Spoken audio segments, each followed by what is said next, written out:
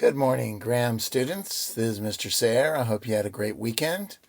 Anyway, hopefully by the time you're seeing this, you've finished your question for the day. Also, I sent you a little message that if you like to draw and you want to be involved in a free class, my daughter is actually putting on a free class and you can sign up. You just need to, sign your name in and give your parents approval. But she's a really good artist. Anyway, but it has nothing to do with my class. But if you're bored and like to draw, go for it. It would be interesting.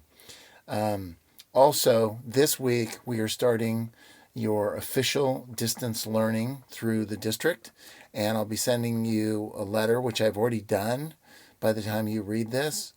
But you'll be getting that letter. It kind of explains things.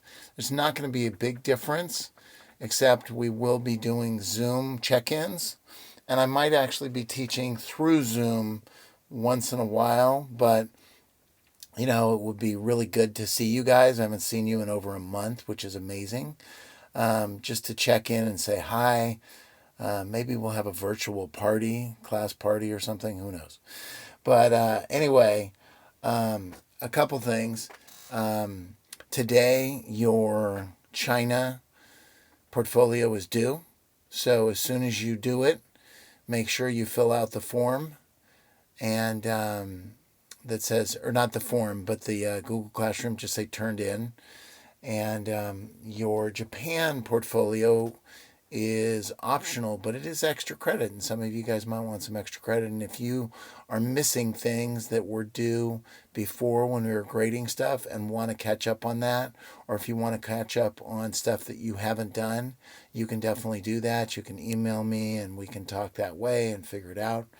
But anyway, today what we're going to do is we're going to start an overview of Europe after the Middle Ages. And this is going to be like a 2.5 week section, maybe 3 weeks starting today.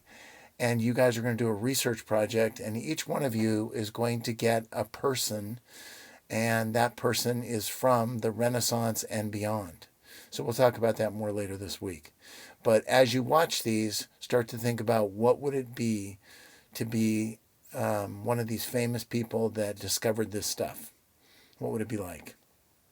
Anyway, so just to read this to you, after the feudal system ended, Europe entered a series of eras for the unit we call Renaissance and beyond, or as Mr. Sayre says, the RAB unit, which is really the beginning of the modern age. And you might think, why? That was in the 13 to 1600s. That's not modern.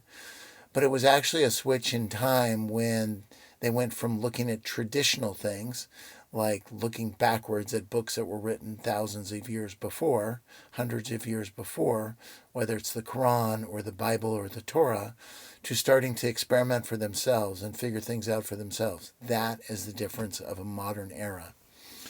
But each era that we're going to talk about as part of the RAB unit has a particular focus, as well as was influential on people guiding the way. These eras began with a rebirth of classical ideas before moving into a conflict of religious beliefs. Europe then experienced a flowering of exploration, science, and philosophy that would change it and the rest of the world forever.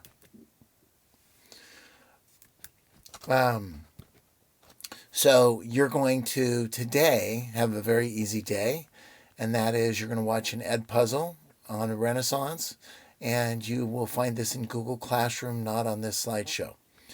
While you watch, answer the questions. We will be beginning with the Renaissance, which is kind of a review of last week. And here is the question you should focus on while you're watching the video and answering the questions. Why was the Renaissance called a rebirth? You should already know that, but that's just kind of a review. This is what it will look like, but this is just a picture. This is a screenshot of it. But again, where will you find it? You'll find it on Google Classroom. We then will be later learning about the Reformation and the printing press and why was that important and how did it change the Christian church. And we'll learn about a dude named Martin Luther. And then we'll also be going on to the scientific revolution. And the revolution's a major change.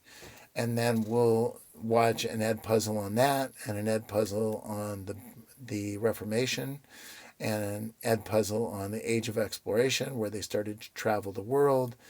You probably remember some of these people.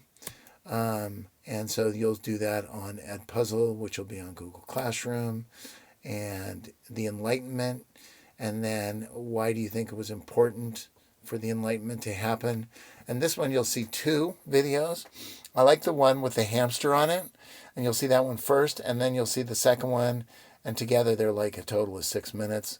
But that's the Enlightenment, and the Enlightenment you will learn about in 8th grade. So it's really important you're paying attention and learning today. So anyway, have a great day. I will be Zooming it, first period and third period today.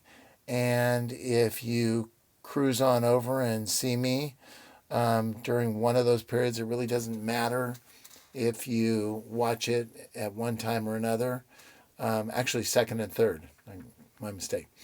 But yeah, so check it out. Say hi. And I hope you're doing well. Take care. And hope today's stuff goes well. Don't forget, by the end of the day, to turn in your portfolio on China. Thank you, and goodbye.